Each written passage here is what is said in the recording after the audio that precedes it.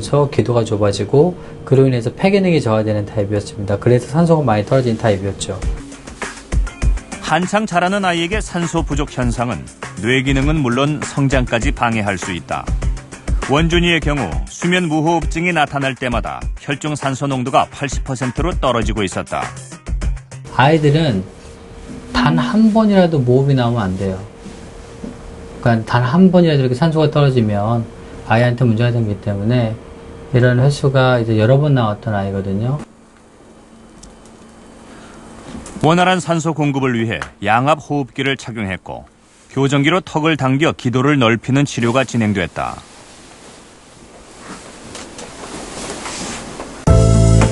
치료 전에 비해 기도가 확실히 넓어진 것을 확인할 수 있다.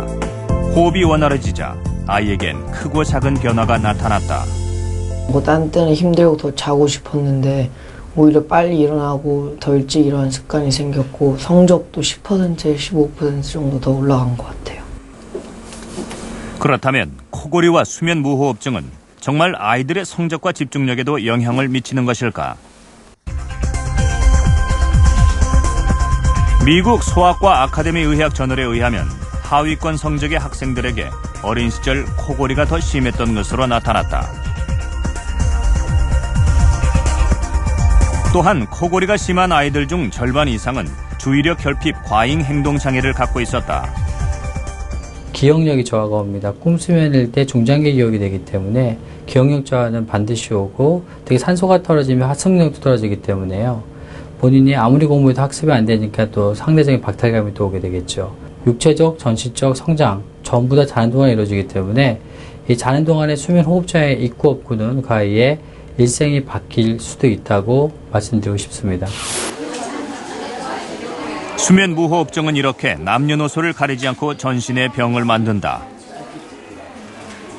2001년 수면 무호흡증 진단을 받은 박인재 씨. 특별한 치료 없이 9년이 흘렀다. 자다가 어떤 때는 자신이 느끼면서 깰 때도 있어요. 잠을 자다가. 그런데 그 코골이 수면 무호흡을 치료를 했습니다.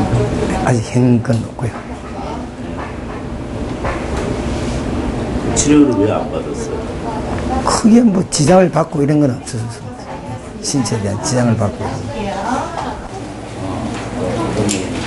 10년 가까이 수면 무호흡증을 방치한 결과 그의 혈당에는 문제가 나타나기 시작했다. 식전 혈당은 정상이지만 식후 혈당이 문제였다. 270까지 올라간 혈당은 2시간 후에도 떨어지지 않고 오히려 더 올랐다. 정상에 가깝게 돌아오던 예전과는 전혀 다른 결과다. 공복 시 당은 82니까 정상입니다. 정상인데 1시간, 2시간 후에 뽑았던 거는 277, 285 이렇게 나온다는 거는 이미 인슐린이 당을 낮춰줄 수 있는 기능을 못하고 있다는 얘기죠. 고대 안산병원 연구팀이 6년간 5,000명을 추적 조사한 결과는 충격적이다.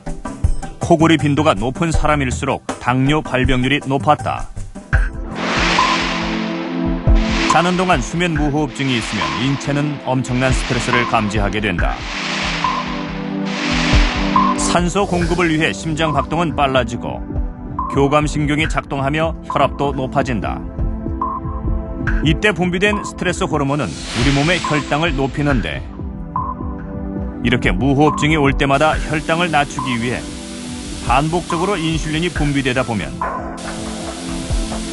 결국엔 췌장 기능까지 망가질 수 있다. 코골이나 무호흡은 전신질환을 머리끝에서 발까지 안 일으키는 질환이었기 때문에 좀 빨리 조기 진단을 하고 그 다음에 좀 빨리 조기 치료를 하는 게 모든 질병을 예방할 수 있는 가장 지름길이라고 보시면 됩니다. 나폴레옹이 33이던 1802년의 초상화에 비해서 10년 뒤의 초상화를 보면 배도 나오고 뚱뚱해진 걸 알 수 있습니다. 뿐만 아니라 목도 굵어지고 피곤해 보이기까지 하죠. 실제로 코골이가 심했던 나폴레옹은 늘 수면 부족에 시달렸는데요. 심지어 말 위에서 짧은 토막잠을 자기도 했다고 합니다. 그리고 결국 만년의 나폴레옹은 잠이 많아진 것뿐만 아니라 판단력까지 희미해지는 현상을 겪게 되는데요. 이렇게 나폴레옹처럼 뚱뚱해질수록 잘 때 코도 잘 골고 낮에 잘 졸린다는 것은 전혀 근거 없는 이야기만은 아닙니다. 실제 깊은 수면을 방해하는 코골이와 수면 무호흡 환자의 80%가 비만이기 때문입니다.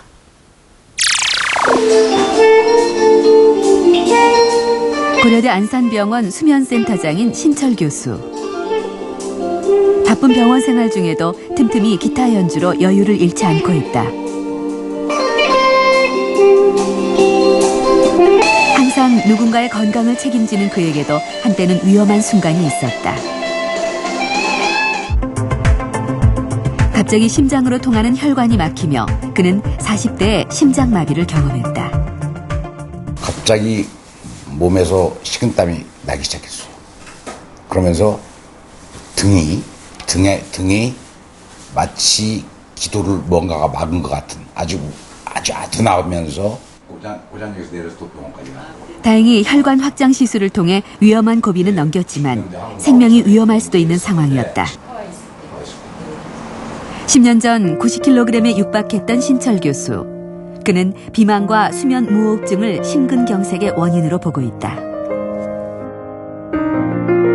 코골이 무호흡이 심해서 치료를 받아야 되고 몸무게를 빼야 된다는 것도 알고 있었는데 문제는 그때 제가 이제 인턴 레지던트 마치고 펠로하고 뭐 굉장히 바쁠 때니까 치료받을 여유가 없죠, 사실은. 그거 알면서도. 그러다가 시기를 놓친 거죠. 수면 무호흡증에 걸릴 가능성이 가장 높은 사람은 30대에서 50대 중년의 비만한 남성이다. 실제 수면 무호흡증 환자의 3분의 2가 비만일 정도로 비만은 수면 호흡 장애를 일으키는 주요 원인으로 지목되고 있다.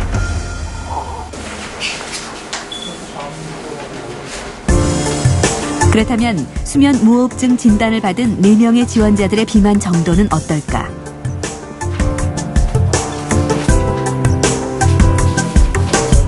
검사 결과 3명은 비만, 1명은 정상 체중을 넘어선 과체중으로 나타났다.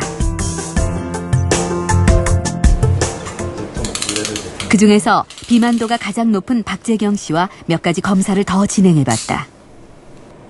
졸리거나 먼저 기도를 둘러싼 목의 비만 정도부터 확인했다. 지금요. 41.5cm. 40cm가 넘어가면 수면무호흡증이 있으실 가능성이 상당히 높다고 돼 있어요. 그거는 목 바깥쪽으로 살이 찌는 것도 중요하지만 목 바깥쪽으로 이제 살이 찌게 되면 자연히 목 안쪽이 좁아질 가능성이 높다고 이제 그러는 거죠. 목둘레가 40cm를 넘으면 수면 무호흡증 발병률은 50% 이상 높아진다. 기도를 둘러싼 조직에 지방이 쌓이며 기도를 좁게 만들기 때문이다. 천천히 숨 쉬시고요. 게다가 박 씨는 편도선도 큰 편이고 목젖도 염증과 함께 크게 부어 숨 쉬는 공간이 매우 좁아진 상태였다. 숨 쉬는 공간이 작아져서 특히 낮에는 괜찮으셔도 잘 때 힘이 빠지면 더 좁아집니다. 그러면 숨을 들이쉴 때 막혀버리는 거죠. 그렇기 때문에 무호흡증이 생기는 거거든요. 그래서 지금 비만하고도 연관이 굉장히 많습니다. 지금 환자분 같은 경우에는요. 수면 무호흡증에서 비만을 치료하는 것은 무엇보다도 중요하다. 하지만 수면 무호흡증 환자는 수면 부족과 함께 호르몬 대사에 이상이 나타나기 때문에 살을 빼는 것 자체가 매우 어렵다.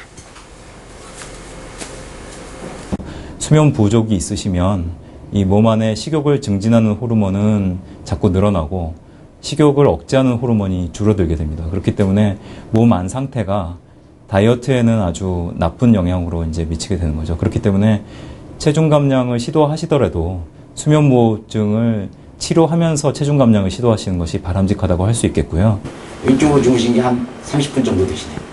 수면 무호흡증은 수면 자세를 바꾸는 것만으로도 치료 효과가 있는 경우도 있다. 있어요, 없어요? 없죠. 수면 무호흡이 11번이었잖아요. 옆으로 누우니까 어때요? 제로네요. 옆으로 누우시면 무호흡이 없어져요.